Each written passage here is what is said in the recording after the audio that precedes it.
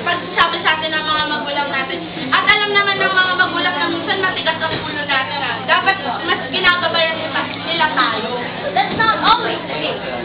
Kasi, meron mga malitilong magulang, iba't nakikita mo, na, kunyari, matino yung magulang, tapos, pero yung mga anak nila, may parang feeling sa utak, na ayaw silang sundin.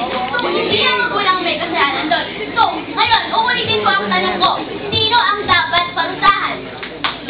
Sa tingin ko, pareho silang dapat manawag, hindi lang yung kabataan. Oh, sabi na pareho silang dapat doon. Oh, so, inaamin mo na ngayon na dapat parusahan ang kabataan. Hindi ba? Hindi dapat.